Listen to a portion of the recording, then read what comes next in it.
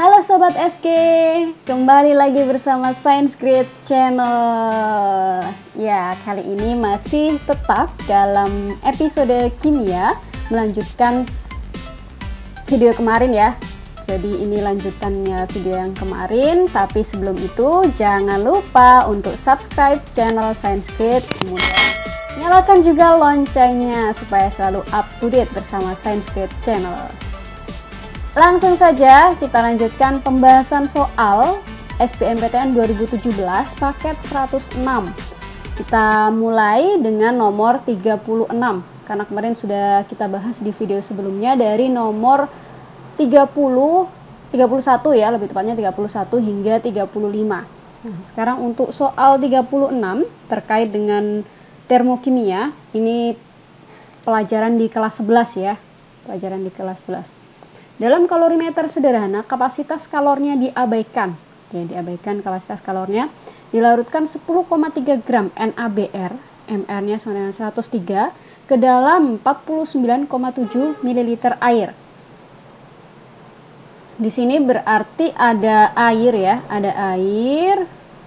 Oke, kita gambarkan dulu permasalahan di dalam soalnya ini. Di sini ada air. Sebanyak berapa? Sebanyak 49,7 ml. Kemudian dimasukkanlah si NaBr. Dilarutkan ya. NaBr-nya sebanyak 10,3 gram. Nah, ini dimasukkan ke dalam sini, NaBr-nya dilarutkan. Ternyata diperoleh kalor pelarutan si NaBr ini adalah min 6 kJ per mol ketika diukur menggunakan kalorimeter. Nah, temperatur sistem dari kalorimeter meningkat dari 25 derajat Celcius menjadi 27,5 derajat Celcius. 25 derajat Celcius menjadi 27,5. Kemudian kalor pelarutan ini berarti delta H ya, entalpinya ya. Perubahan entalpinya min 6 kJ per mol. Ada peningkatan suhu, kemudian nilai entalpinya itu adalah negatif, sehingga dari sini kita ketahui bahwa reaksi pelarutan NaBr itu merupakan reaksi eksotermis. Nah, kita lanjutkan membaca sebenarnya apa sih yang ditanyakan kan gitu ya. Kalor jenis larutan NaBr yang terbentuk dalam Joule per gram per derajat Celcius adalah. Oke, ternyata yang ditanyakan adalah kalor jenisnya. Kalor jenis sama kapasitas kalor bedanya apa? Di sini ada kalimat kapasitas kalornya diabaikan. Jadi untuk kalor jenis itu lambangnya adalah C kecil. Kalau kita lihat ya, sama-sama C, tapi di sini beda C kecil sama C kapital. Kecil kalor jenis, kemudian C kapital itu adalah kapasitas kalor. Kapasitas kalor. Pengukuran kalor menggunakan kalorimeter itu bisa dihitung ya dari kalor si senyawanya itu sendiri dan juga dari kalor si kalorimeternya. Jadi ada dua macam kalor yang akan kita dapatkan, yaitu M kali C kali delta T, kemudian ditambahkan dengan C besar, kapasitas kalornya si kalorimeter, sama delta T. Karena C besarnya ini diabaikan, kapasitas kalornya diabaikan ya, maka ini nanti tidak perlu kita hitung. Nilai kalornya nanti 0 untuk si kalorimeternya ya. Ini diabaikan. Jadi dalam mencari Q-nya nanti kita cukup M kali kalor jenis kali delta T perubahan suhu. Q-nya kita dapatkan dari mana ini? Q-nya bisa kita dapatkan dari data delta H. Delta H-nya di sini kan kilojoule per mol. Ya kan? Jadi di sini kita perlu cari Q-nya terlebih dahulu. Q itu sama dengan delta H dikali mol. Delta H-nya berapa? Delta H-nya min 6. Ini molnya siapa? Mol dari NaBr. Molnya dari NaBr ya. Mol bisa dihitung melalui rumus massa dibagi MR. Massanya NaBr adalah 10,3. Kemudian MR-nya dari NaBr di sini juga sudah diketahui 103. Oke ya. Berarti di sini min 6 dikali 0,1. Oke, berarti misalnya ini min 6 ya. Min 6 dikali 0,1 min 0,6 kilojoule. Dia melepaskan kalor sebanyak 0,6 kilojoule. Nah, dalam perhitungannya ini tanda plus minus ini tidak mempengaruhi besar kecilnya ya. Jadi dia minus itu menunjukkan bahwa terjadi pelepasan kalor, kalau positif terjadi penangkapan kalor. Itu saja tanda perbedaan tandanya. Jadi dalam menghitung ini kita cukup cantumkan angkanya saja, yaitu 0,6. Masanya di sini masa siapa? Masa larutan, bukan hanya masa NaBr. Jadi larutannya untuk si air dan juga NaBr ini harus kita tambah. Tadi airnya masih diketahui dalam bentuk volume mililiter. Tetapi kita juga tahu bahwa massa jenis dari si air ini merupakan 1 gram per mililiter. Sehingga di sini kita bisa cari massa dari air itu menggunakan rumus Rho kali V. 1 gram per mililiter dikali 49,7 mililiter. Hasilnya adalah tetap sama, yaitu 49,7 gram. Kalau sudah kita dapatkan masanya di sini, kita bisa masukkan 49,7 ditambahkan dengan 10,3. Oh, tidak muat ya. Dikali kalor jenis, kemudian dikali delta T, perubahan suhunya. Perubahan suhu dari 25 ke 27,5 itu naik sebesar 2,5. Jadi kita isi 2,5 di sini. Oke. Karena ini masih dalam bentuk kilojoule, tadi kita ubah terlebih dahulu dalam bentuk joule ya. Ini kilojoule, berarti kita ubah ke dalam joule itu 600. Ini 49,7 ditambah 10,3, kita dapatkan nilai 60 dikali C dikali 2,5. Oke, di sini kita dapatkan nilai 10, maka C-nya itu sama dengan 10 dibagi 2,5. Kita dapatkan nilai berapa? Dapatkan nilai 4 Joule per gram derajat Celcius. Oke, jawaban yang tepat untuk si soal nomor 36 ini adalah B, 4 Joule per gram per derajat Celcius. Kita lanjutkan untuk nomor 37.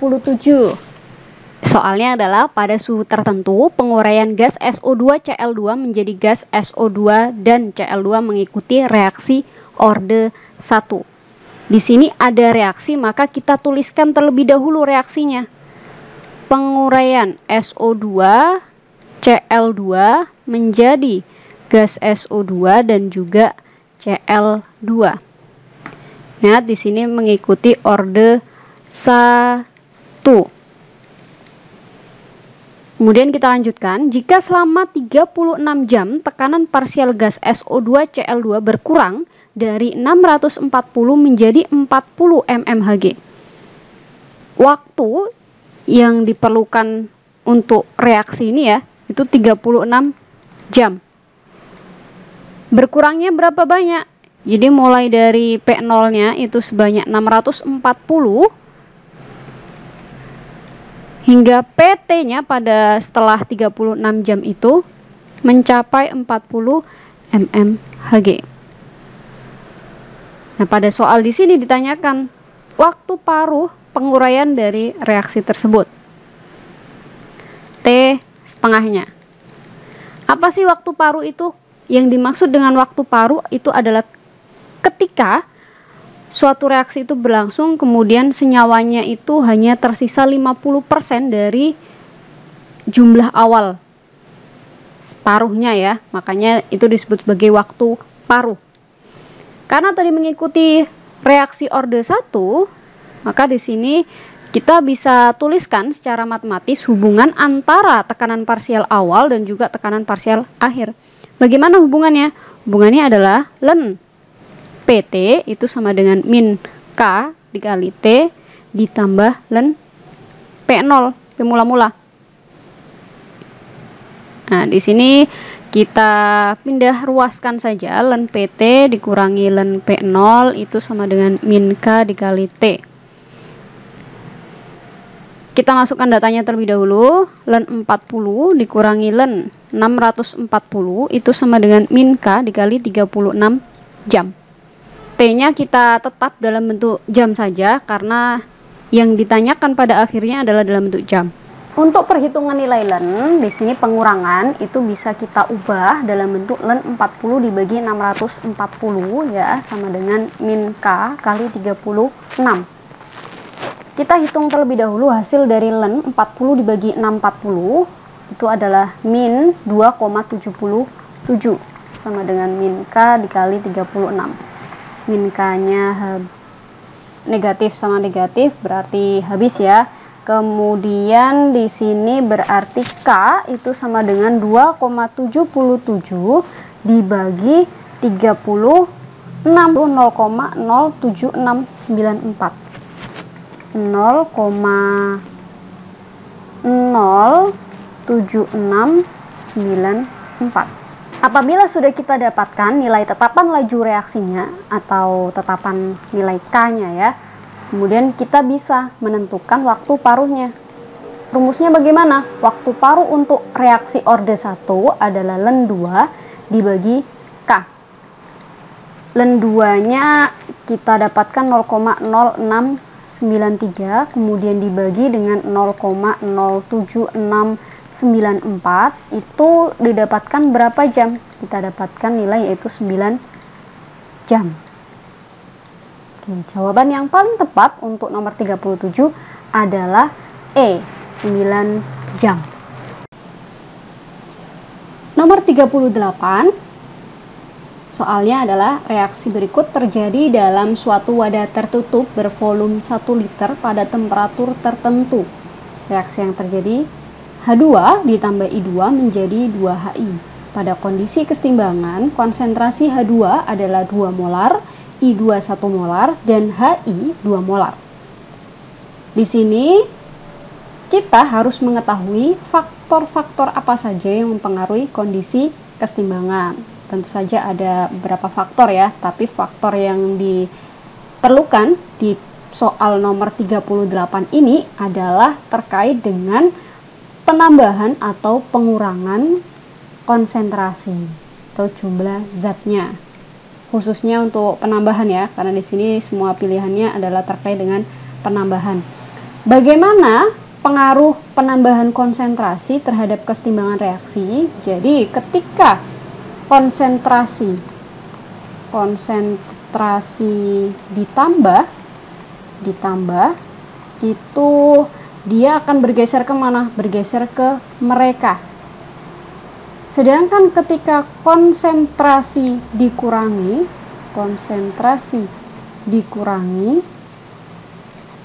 dia akan bergeser kemana? Ke diri.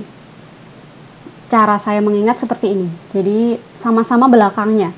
Ditambah A, mereka A. Mereka ini maksudnya bagaimana? Mereka itu adalah sisi yang berbeda. Di sebelah kanan atau kirinya gitu ya. Di sisi yang berbeda.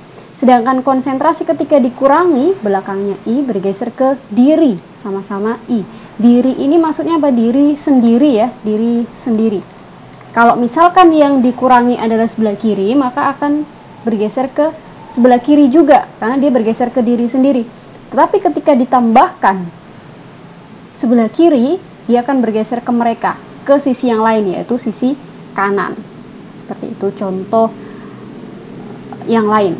Nah, pada soal ini, coba kita lihat ada H2, kemudian ditambahkan dengan I2 sebagai reaktannya ya.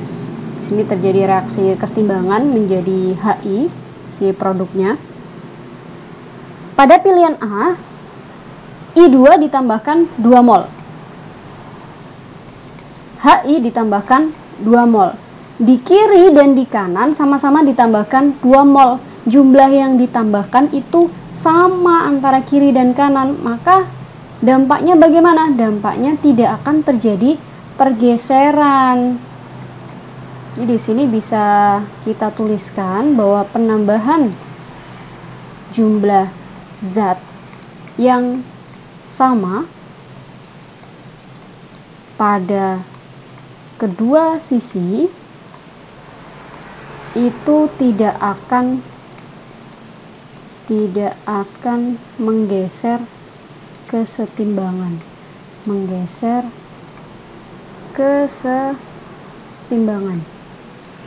Sedangkan pilihan yang B masih sama juga ternyata, yaitu 2 mol I2 dan 2 mol HI. Tapi di sini bergeser ke kiri. Pilihan A tadi benar ya, tidak bergeser.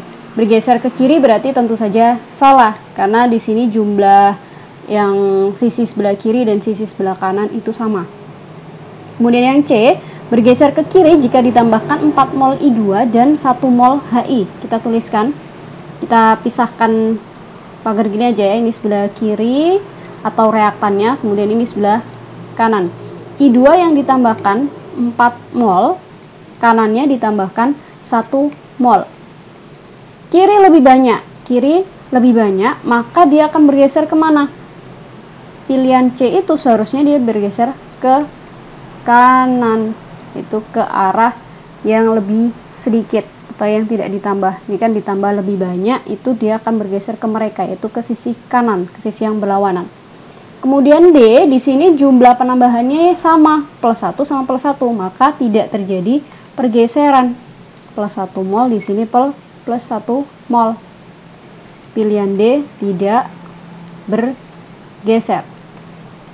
Yang terakhir pilihan E, 1 mol ditambahkan pada bagian kiri. Nih I2-nya, kemudian bagian kanan ditambahkan berapa? 2 mol. Yang lebih banyak adalah bagian kanan. Maka dia akan bergeser kemana? Pilihan E ini akan bergeser ke kiri. Geser ke kiri. Jadi ini salah, ini seharusnya ke kiri, ini seharusnya tidak bergeser.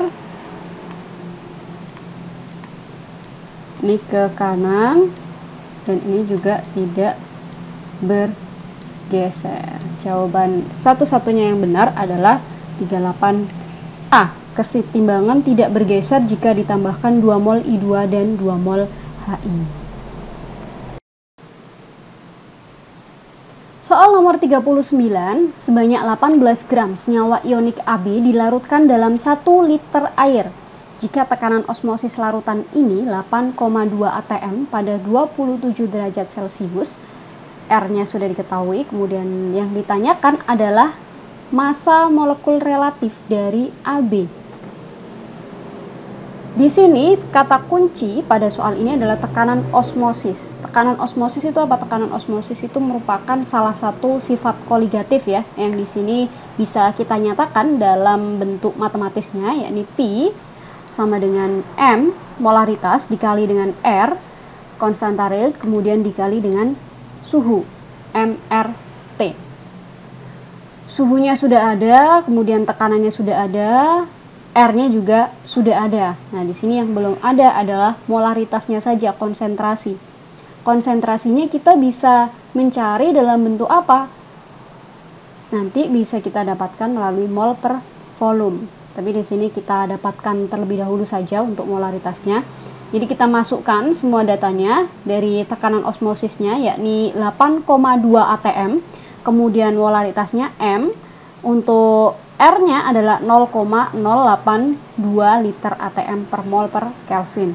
Suhunya berapa? Suhunya di sini harus kita ubah menjadi Kelvin terlebih dahulu, karena yang diketahui masih dalam bentuk Celcius. Jadi masih perlu kita tambahkan 2. Selanjutnya di sini kita bisa mendapatkan nilai dari si molaritasnya, yakni 8,2 dibagi 0,082 dikali 300.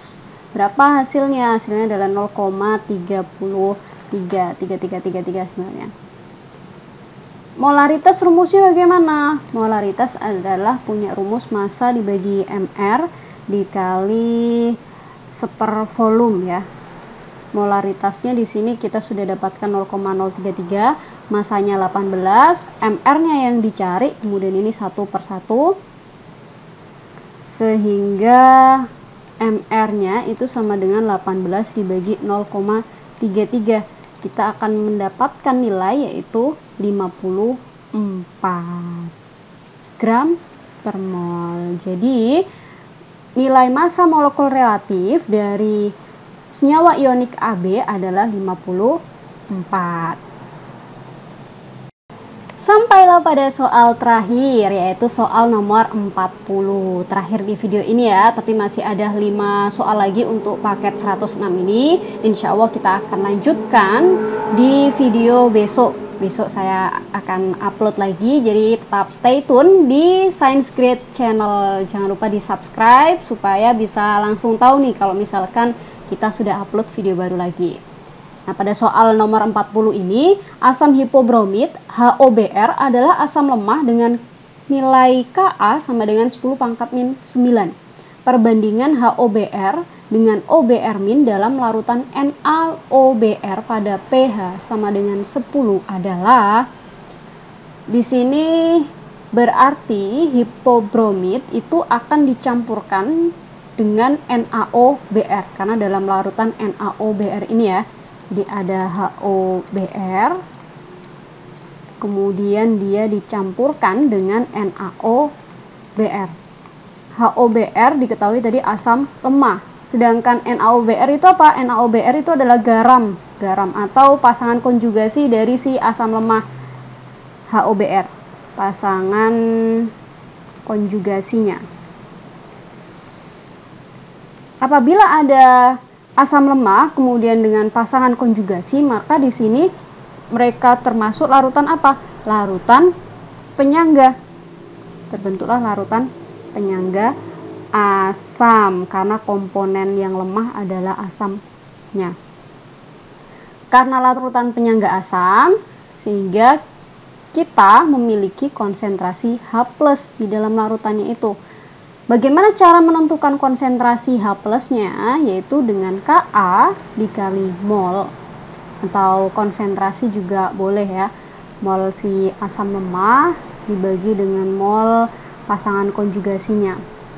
Pasangan konjugasi. Atau di sini bolehlah ya kita ubah ke konsentrasi karena nanti kan volumenya sama.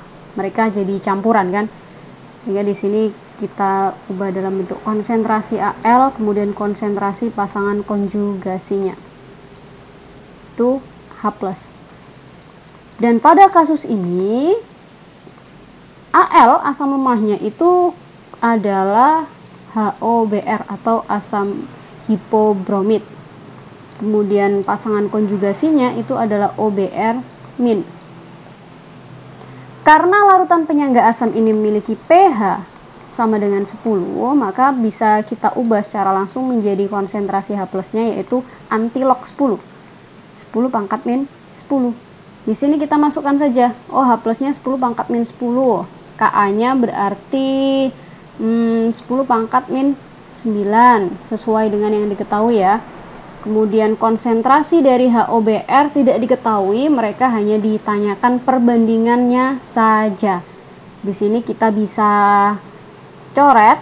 Nah, ini akan menyisakan min 1, 10 pangkat min 1. Maka kita ketahui bahwa perbandingan HOBr dengan OBr- dengan pasangan konjugasinya itu adalah 10 pangkat min 1. Nah, di sini ini sepertinya hilang ya minnya. Di jawaban yang tepat itu adalah D, 10 pangkat min 1. Kita tambahkan negatif lah. Oke, cukup sekian untuk video kali ini. Jangan lupa subscribe dan dukungannya supaya bisa terus semangat untuk memproduksi video-video yang baru. Semoga video kali ini bermanfaat dan bisa membantu teman-teman semua dalam belajar untuk mempersiapkan UTBK ataupun belajar untuk pelajaran sekolahnya ya.